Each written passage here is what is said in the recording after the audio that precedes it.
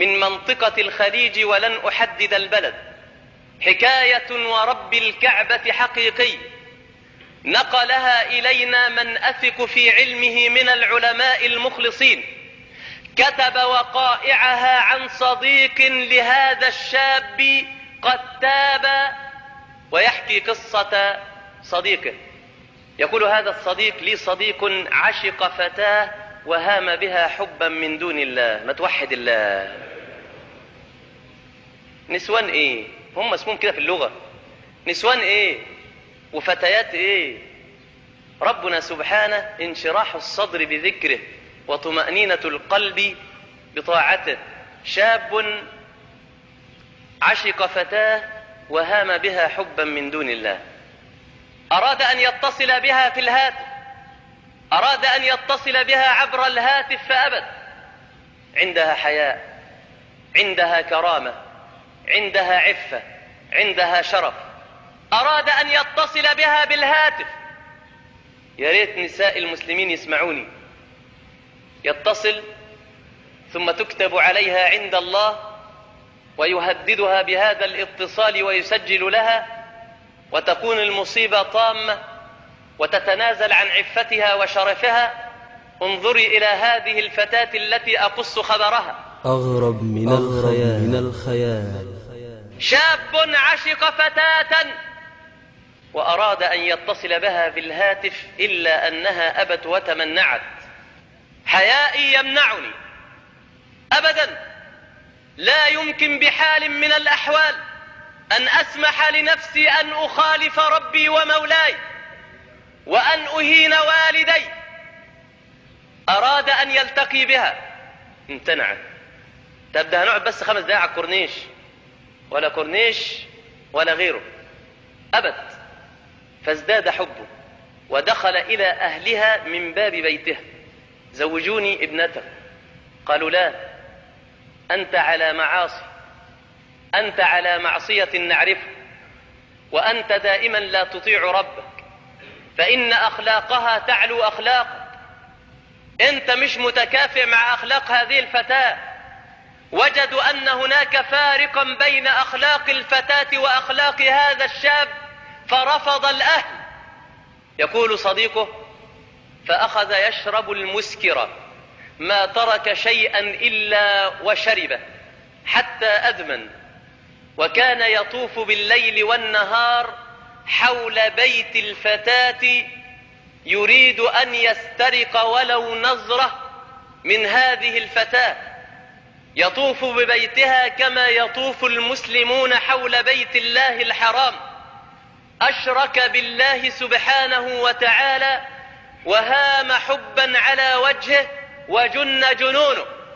وفي يوم من ذات الأيام، وهذه الفتاة صغيرة السن، إلا أن الله كان له أمر، نزل ملك الموت عليه السلام، فماتت الفتاة بأمر الحي الذي لا يموت.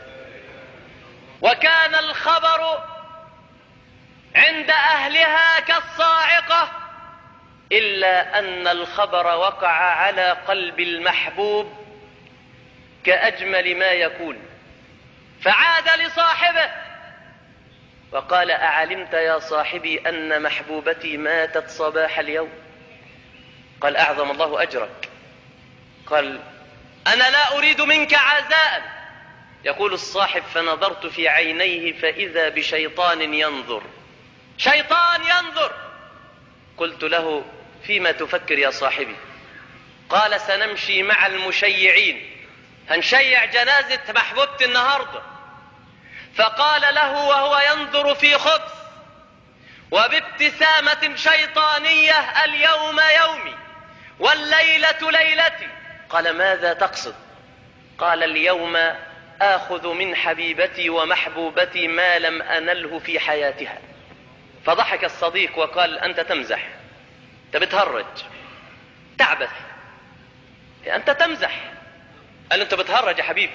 قال له: لا والله لا أمزح، اليوم أنال منها ما لم أنله في حياتها. ماذا تعني؟ قال: آخذ منها ما يأخذ الرجل من زوجته. كيف ذلك؟ قال: أمشي مع المشيعين ثم أدخل المقابر، وحين تخف الأقدام أنبش القبر، ثم آتي حبيبتي كما كنت أريد منها في الدنيا. قال الصاحب له: اتق الله، اتق الله. أنا وأنت على المعاصي دائما، إنما توصل الحكاية لأن احنا نمثل بجثة ميتة بفتاة عفيفة شريفة. ده عرف طول عمرها عفيفة شريفة تهتك عرضها بعد موتها، لم ينل منها الناس نظرة في حياتها. تريد أنت أن تنبش قبرها؟ قال: إليك عني ولا تصاحبني. قال: فسرت معه خوفا عليه وإشفاقا به، وسرنا في الجنازة، الناس في حزن وهو في فرح وتشفي، ينظر للناس وكأنه يقول: جزاكم الله خيرا، عودوا، لقد أوصلتم عروستي، أوصلتم زوجتي ومحبوبتي إلى مكان أريده. فدفنوا الفتاة ثم عادوا وهم يدعون لها لأنهم يعلمون صلاحها. يقول الصاحب: وخلت المقابر من الناس ولم يبقى هناك إلا أنا وصاحبي، ينظر إلى المقبرة في تشفي وأنا أجذب يده وأشده من ثوبه: عد يا صاحبي. وهو يقول: إليك عني وإلا مزقت جسدك إربا. فأخرج سكينا من جيبه ثم رفعها في وجهي وقال: ابتعد عني. فأسرعت وعدت إلى الخلف، وقفت بعيدا أنظر لما يفعل ذلك الشيطان، فوجدت عجبا: نبش القبر، نبش القبر. الناس قد ساروا، تركوا العفيفة الشريفة التي ماتت بعفتها وشرفها وحيائها في قلب المقابر. لسان حال الناس جميعا وقتها يستمعون لنداء الملك الكبير المتعال، يسمعون لهذا النداء بلسان الحال: يا ابن آدم رحلوا وتركوك، وفي التراب وضعوك. يا ابن آدم رحلوا وتركوك، وفي التراب وضعوك. ولو ظلوا معك ما نفعوك، ولم يبقى لك إلا الله، وهو الحي الذي لا يموت.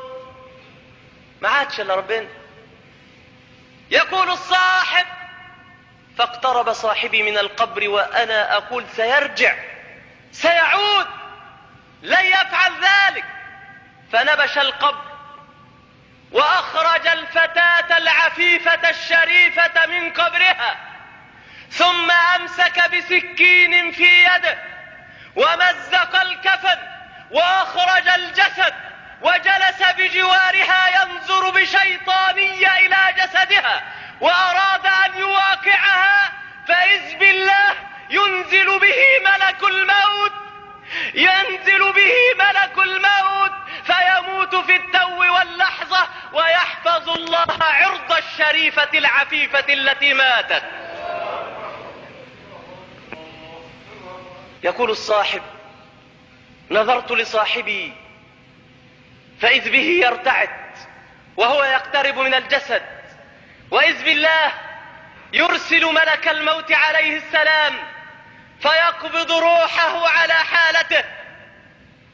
يقول الصاحب: فسقطت مغشيا عليه، ولم أدري بنفسي إلا بعد أن حل الليل، وعدت أقص خبره لعالم من العلماء، بل هو مشهور ذلك العالم، فقص الخبر، وأعيدت الفتاة بعفتها وشرفها إلى قبرها. فمن الذي حفظها؟ أغرب من الخيال، أغرب من الخيال. الله سبحانه وتعالى يتولى الصالحين، يتولى الصالحين، فاحذر يا مسكين. الله ولي الذين آمنوا، يدافع عنه، يدافع الله عن الذين آمنوا. أراد أن يهتك عرض الفتاة الشريفة العفيفة ملك الموت يقول له مهلا، اليوم يومك والليلة ليلتك، من ربك؟ فلا